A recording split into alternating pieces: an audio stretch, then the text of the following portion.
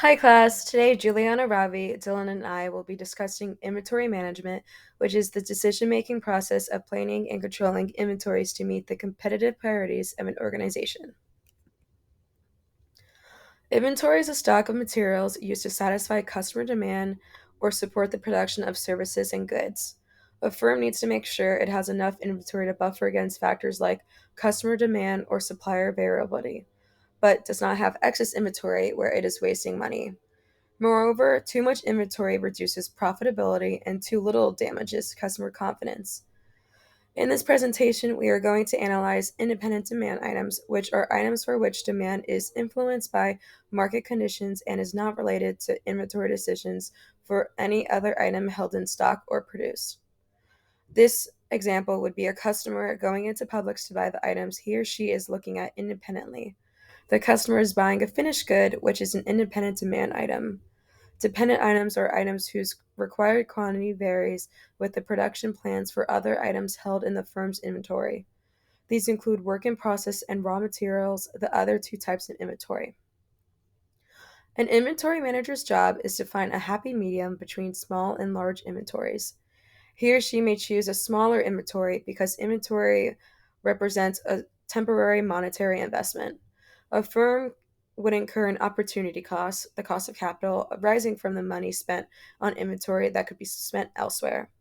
A smaller inventory pressure is also inventory holding costs, which is the sum of the cost of capital plus the variable cost of keeping items on hand. Juliana will talk more about this and the EOQ. Finally, more taxes are paid if inventory is high, and the three forms of shrinkage, which are pilferage, obsolescence, and deterioration, are reasons not to keep inventory high. On the other hand, a manager may choose a larger inventory in terms of customer service, as high inventory levels reduce the potential for stockout and back orders. In addition, with larger inventory means less orders and a lower total ordering cost. Time is also spent on paperwork, follow-up, and receiving the items with an order. With larger orders, there will be less setups and thus a lower total setup cost, and setup cost is independent of order size, so there's a pressure to make a larger supply on items and hold them in inventory rather than smaller batches. Finally, transportation costs can be reduced by increasing inventory level because having inventory on hand allows for more full carloaded shipments to be made and minimizes the need to expedite shipments by more expensive modes of transportation. And in the table, we have pictures of the types of inventory.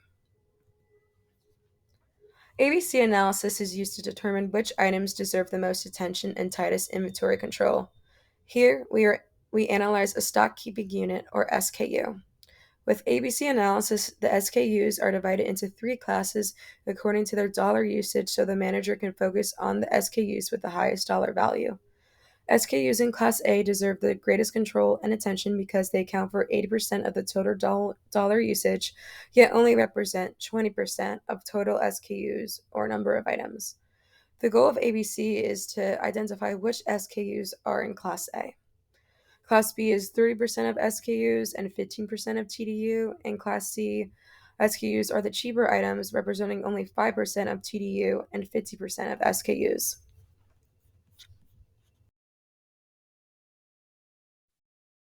Our next topic is economic order quantity, or more commonly referred to as EOQ.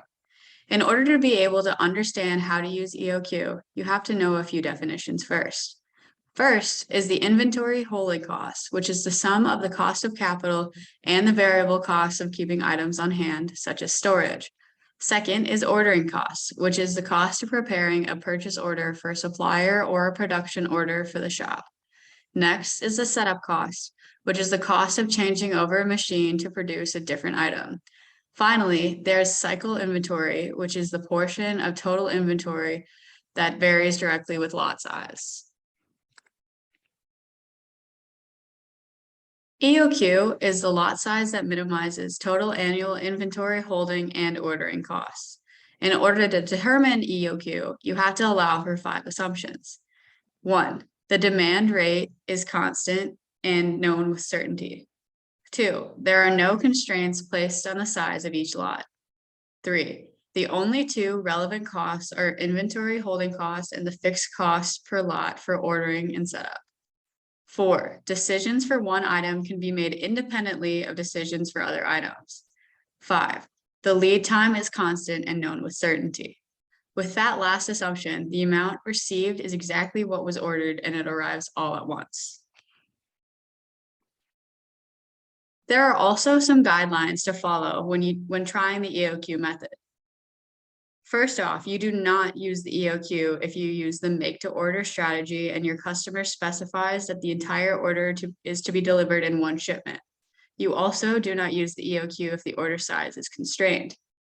Next, you modify the EOQ if significant quantity discounts are given for ordering larger lots. Additionally, modify the EOQ if replenishment of the inventory is not instantaneous. Finally, use the EOQ if you follow a make-to-stock strategy and the item has relatively stable demand. Additionally, if you use the EOQ if your carrying cost per unit and setup or ordering costs are known and relatively stable. When calculating the EOQ, we need to find the total cost of the lot size, which is where order cost and holding cost come into play. Once that is calculated, you calculate the EOQ by using this equation below. The square root of 2 times the annual demand times the cost per order divided by the cost of holding. From that calculation, you can find the orders per year, which is the EOQ divided by demand, and you can also find the new total cost using that EOQ. A more in-depth example will come in later this presentation. We're going to look at a real-life example to see how this formula would be applicable in inventory management. A South Carolina bookstore sells t-shirts that are in high demand but have struggled with inventory management. They sell on average 40 shirts a week and are charged by their supplier $15. The t-shirts have a holding cost of 20% per unit. There is a $20 ordering cost when placing an order with the supplier. The store is open 52 weeks a year. What would be the EOQ for this bookstore? The first step to finding the EOQ would be to calculate annual demand. Taking 40 shirts multiplied by 52 weeks gives the number of 2,080 shirts per year. Next would be calculating a holding cost. Here you take the charge per shirt and multiply it by 20%, giving you a holding cost of $3. Here, many of the stores may use trial and error to find the best amount of shirts to order, but using the EOQ formula talked about earlier would be most efficient. Taking the square root of 2 times 2,080 times 15 divided by 3 leaves you with about 144.22. This means that the store will have to make about 14 orders per year at 144 shirts to meet demand. This is the most effective way financially to handle both holding and ordering costs. Some more calculations to look into how much we would be paying for holding and shipping is below. Taking the EOQ divided by 2 multiplied by 3 gives an annual holding cost of $216.33. Similarly, dividing the annual demand by the EOQ and multiplying by 15 gives $216.33 as well. Adding these two together gives a total annual cost of $432.67. The two different types of inventory management systems are your continuous review systems and your periodic review systems. With continuous review, you're going to have a more capital intensive process. The focus is on more inventory control systems for independent demand items. Independent demand items are those items that have varying demand levels than the items sold next to them. So for example, if you have a sale on oranges, the oranges are going to decrease at a much faster rate in terms of inventory than your apples. There's two things to keep in mind here: your inventory position and your reorder point. Whenever your inventory position reaches the reorder point in a continuous review system, a new order is going to be placed of fixed quantity, and each time it reaches that reorder point, it's going to go right back up to the normal inventory level. Perfect example of this is at department stores where they have scanners which automatically adjust the inventory level as soon as you scan the item, and whenever it reaches the reorder point, they can put in a new order to restock. Whenever demand is variable and lead time is constant, as you can see here, we have 3 different varying levels of demand, and the time between orders changes accordingly. So with higher demand, you have a faster decreasing slope of inventory, so that's going to mean a shorter time between orders. The other type of system is your periodic review system.